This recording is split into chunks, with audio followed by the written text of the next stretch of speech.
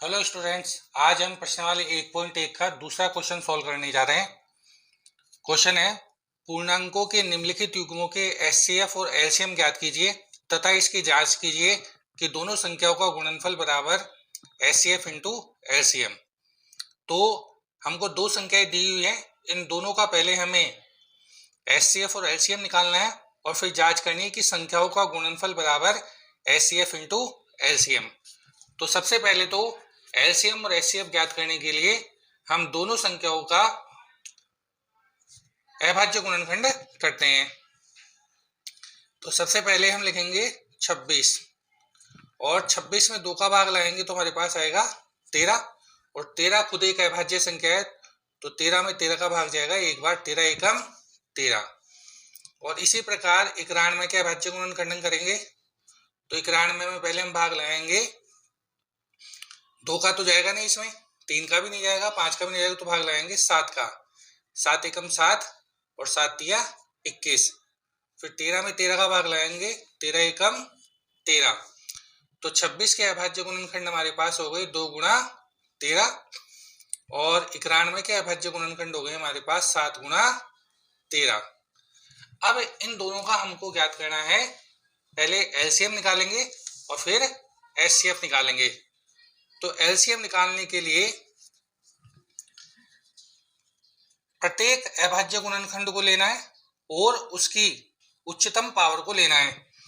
तो यहाँ पर प्रत्येक अभाज्य गुणनखंड को लेना है, मतलब 2 भी लेना है, 7 भी लेना है और 13 भी लेना है। तो 2 गुणा 7 गुणा 13। एलसीएम इस तरीके से निकाला जाए कितना है कि प्रत्येक अभाज्य गुणनखंड को लेना है और उसकी अधिकतम पावर को लेना है। तो यहाँ 2 एक ही बार है, 2 ले लिया, 7 ले लिया और 13 की पावर यहाँ भी एक ही है, 13 एक ही बार है, यहाँ भी 13 एक ही बार है, तो 13 ले लेंगे।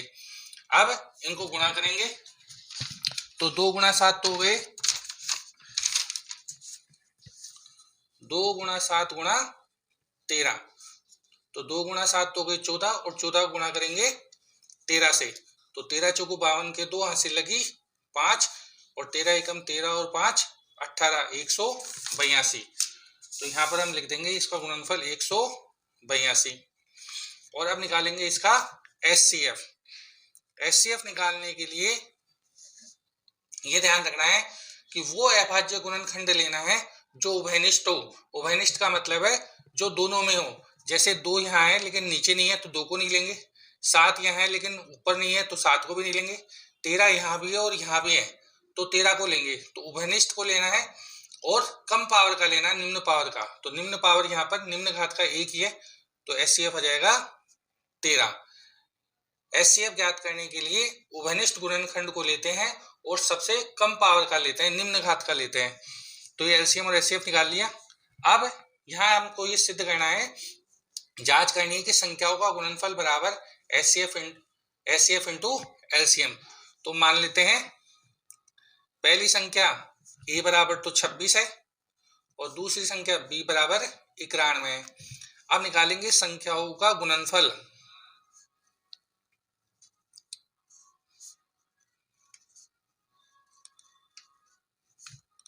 तो संख्याओं का गुणनफल निकालने के लिए 26 और 91 को हम करेंगे गुणा। तो 26 गुणा 91 करें, 6 एकम 6 और 6 नाम 54, 2 एकम 2, 9 दूनी 18, तो जाएगा 6 6 5 8 13 का 3 हासिल लगी 1 और 1 2, 2366। और अब हम गुणा करेंगे एचसीएफ और एलसीएम को। तो एचसीएफ तो हमारे पास 13 और एलसीएम में 182, ये दोनों लिख दिए। अब इन दोनों को गुणा करेंगे, 182 को 13 से गुणा करेंगे तो 3 दूनी 6, 3 8 24 के 4 हासिल लगी 2, 3 एकम 3 और 2 5, और 1 से गुणा करेंगे तो 2 8 और 1 6, 4 और 2 6, 8 5 13 का 3 हासिल लगी 1 और 1 2, तो 2366 आ जाएगा। तो यहाँ पर हमारे पास आ जाएगा 2366। तो संख्याओं का गुणनफल भी 2366 आ रहा है और एलसीएम और एचसीएफ को गुणा करें तो भी 2366 आ रहा है। तो हम लिख देंगे संख्याओं का गुणनफल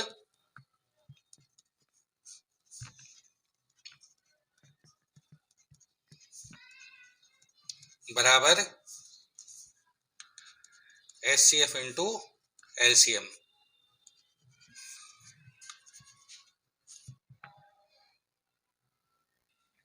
सेकंड पार्ट है 510 और 92।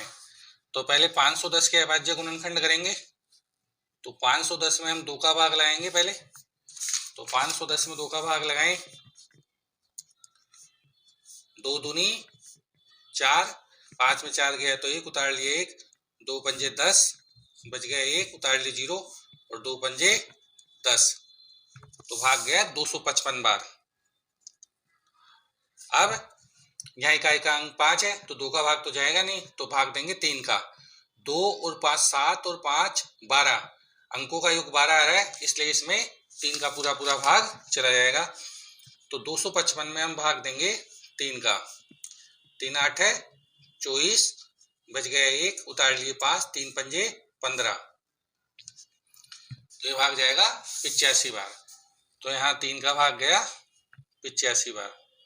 अब 8 5 13, अंकों का योग 13 है, 13 में 3 का भाग नहीं जाता है इसलिए 85 में भी 3 का भाग नहीं जाएगा।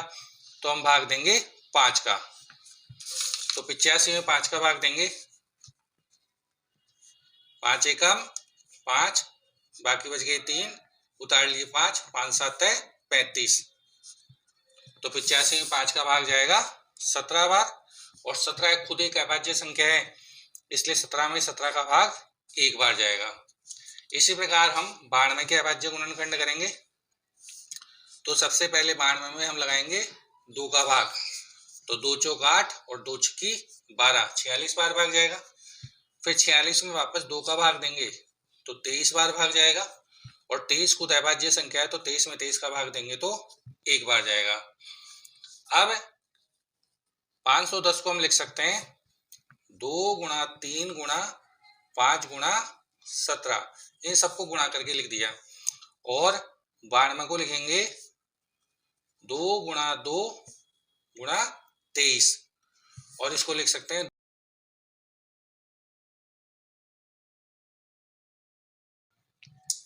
अब निकालेंगे इसका एचसीएफ। तो एचसीएफ निकालने के लिए सबसे पहले तो हम उभयनिष्ठ गुणनखंड देखते हैं और फिर उसकी न्यूनतम पावर देखते हैं। तो यहाँ पर 2 है और यहाँ 2 की पावर 2 है, यहाँ 2 है और यहाँ 2 की घात 2 है। तो हम लेंगे 2 की घात 1 लेंगे, कम घात का लेते हैं। फिर 3 यहाँ है लेकिन नीचे नहीं है यहाँ पे इसलिए 3 नहीं लेंगे। 5 यहाँ है लेकिन इसका अभाज्य गुणनखंड नहीं है इसलिए 5 भी नहीं लेंगे। 17 भी नहीं है तो 17 भी नहीं लेंगे और 23 इसमें नहीं है इसलिए 23 भी नहीं लेंगे। तो एचसीएफ केवल आएगा 2। अब निकालेंगे एलसीएम और एलसीएम में आपको बता रखा है सभी अभाज्य गुणनखंड लेने हैं और उच्च घात वाले लेने हैं। तो यहाँ पर 2 है और यहाँ 2 की पावर 2 है तो हम लेंगे 2 की घात 2, 3 भी लेंगे, 5 भी लेना है, 17 भी लेना है और 23 भी लेंगे। 2 की घात 2 ले लिया, 3 भी लेना, 5 भी लेना, 17 भी लेना और 23 भी लेना है और इन सबको गुणा करेंगे। तो गुणनफल देखते हैं इनका क्या आता है। 2 की घात 2 गुणा 3 गुणा 5 गुणा 17 गुणा 23, इन सबको गुणा करेंगे। तो 2 की घात 2 तो हो गई 4, 4 गुणा 3 गुणा 5 गुणा 17 गुणा 23 और इन सबको गुणा करते हैं। तो 4 तिया 12 और 12 पंजे 60, इन दोनों का गुणनफल तो आ गया 60 और 23 को कर लेते हैं 17 से गुणा।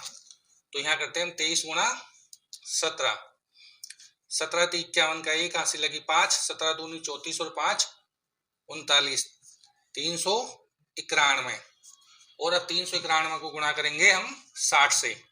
तो 391 गुणा 60, 0 0 और 0, 6 एकम 6, 6 नाम 54 के 4 हासिल लगी 5, 6 18 और 5 23। तो गुणनफल आ जाएगा 23,460। तो एलसीएम आ गया हमारे पास 23,460। अब जांच करनी है तो हम पहले लिखेंगे संख्याओं का गुणनफल।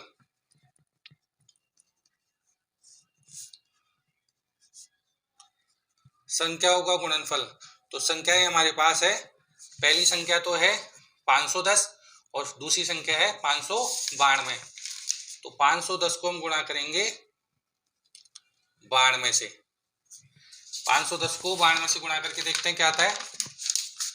तो 510 गुणा 92 गुणा करते हैं, 0 2 एकम 2 और 2 पंजे 10, फिर 0 9 एकम 9 और 9 पंजे 45, 0 2 9 6 4, 46,920। तो संख्याओं का गुणनफल आ गया 46,920। और अब हम गुणनफल निकालेंगे एचसीएफ और एलसीएम का। तो एचसीएफ इंटू एलसीएम, तो एचसीएफ तो है 2 और एलसीएम है 23,460। तो 23,460 को हम गुणा करेंगे 2 से। 23,460 गुणा 2, तो 0 6 दूनी 12 का 2 हाथ से लगी 1, 4 दूनी 8 और 1 9, 3 दूनी 6 और 2 दूनी 4, जाएगा 46,920। तो हम इसको लिखेंगे 46,920। दोनों समान आ रहे हैं इसलिए हम लिख सकते हैं संख्याओं का गुणनफल, संख्याओं का गुणनफल बराबर एचसीएफ इंटू एचसीएफ गुणा एलसीएम। अब हम इसका तीसरा भाग करेंगे। तीसरा भाग है 336 और 54। तो सबसे पहले तो हम 336 के अभाज्य गुणनखंड करेंगे। तो 336 में हम सबसे पहले भाग लगाएंगे 2 का। तो 336 में भाग लगा के देखते हैं 2 का क्या आता है। 336 भाग 2, 2 एकम 2, उतार लिए 3, 2 छिकी 12, बच गया 1, उतार लिए 6 और 2 8 है 16। तो हमारे पास आया 168। तो यहाँ 2 का भाग लगाने पर हम लिख देंगे 168। 168 में फिर 2 का भाग लगाएंगे तो 2 8 है 16 और 2 चौक 8, 84 आएगा। 84 में फिर 2 का भाग लगाएंगे तो 2 चौक 8 और 2 दूनी 4, 42 है। 42 में फिर 2 का भाग लगाएंगे तो 2 एकम 2 और 2 दूनी 4, तो यहाँ जाएंगे हमारे पास 21। अब 21 में 2 का भाग तो जाता नहीं है तो हम इसे भाग लगाएंगे 3 का। 3 7 है 21 और 7 में 7 का भाग लगाएंगे तो 7 एकम 7। इसी प्रकार 54 के अभाज्य गुणनखंड करेंगे। 54 में हम भाग लगाएंगे सबसे पहले 2 का।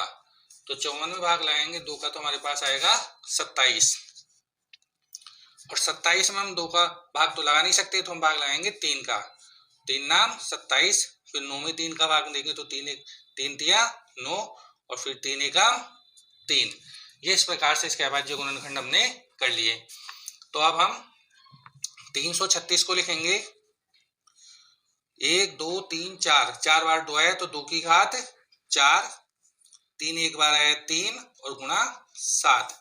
इसी प्रकार 54 को लिखेंगे 2 तो एक बार है तो 2 और 3 है 3 बार तो 3 की घात 3। इस तरीके से लिख देंगे। अब हम निकालेंगे इनका एचसीएफ।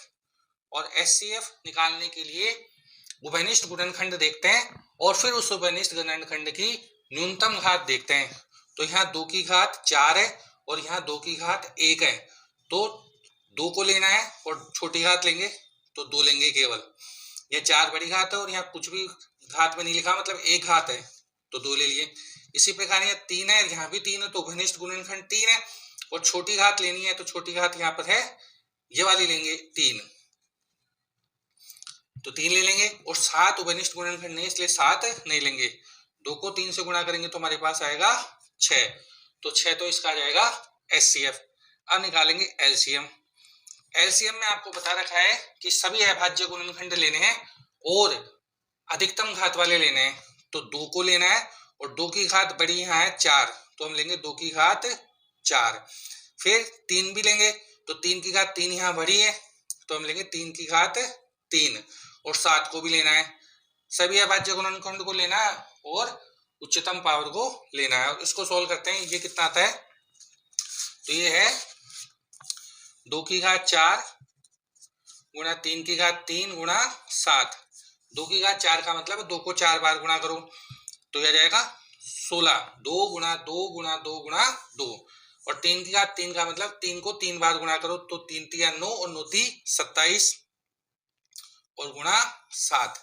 अब 27 को पहले 7 से गुणा कर लेते हैं, 7 7 49 के 89 लगी है, 4 7 14 और 4 18, 189 आया।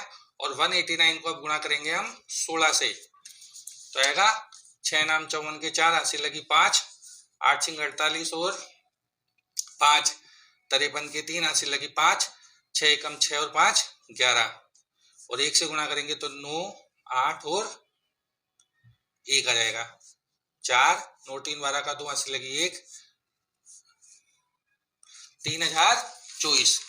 तो हमारे पास एलसीएम आ जाएगा 3024।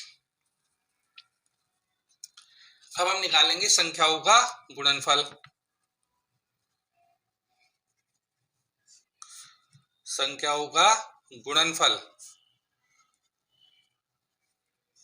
तो संख्या हमारे पास है 336 और 54, इन दोनों को गुणा करेंगे तो 336 गुणा 54, 336 को 54 से गुणा करते हैं तो हम लिखेंगे 336 गुणा 54, 6 4 सिंह 24 के 4 हासिल लगी 2, 4 तिया 12 और 2 14 के 4 हासिल लगी 1, 4 तिया 12 और 1 13।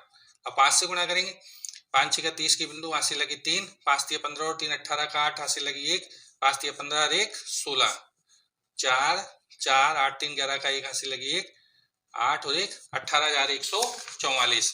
तो हम लिखेंगे 18144। अब एलसीएम और एचसीएफ को गुणा करेंगे तो लिखेंगे एचसीएफ गुणा एलसीएम। तो एचसीएफ तो है 6 और एलसीएम है 3024, दोनों गुणा करके देखते हैं। 3024 को हम गुणा करेंगे 6 से, 6 चौक 24 के 4 हासिल लगी 2, 6 दूनी 12 और 2 14 के 4 हासिल लगी 1, एक यहाँ जाएगा 6 ती 18, तो आ जाएगा 18144। तो हम लिख देंगे 18144। तो संख्याओं का गुणनफल 18144 है और एचसीएफ गुणा एलसीएम भी 18144 है। तो हम लिख सकते हैं संख्याओं का गुणनफल, संख्याओं का गुणनफल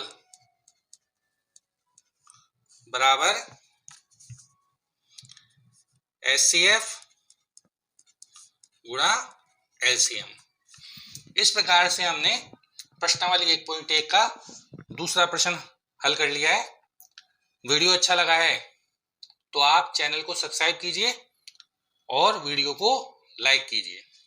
धन्यवाद।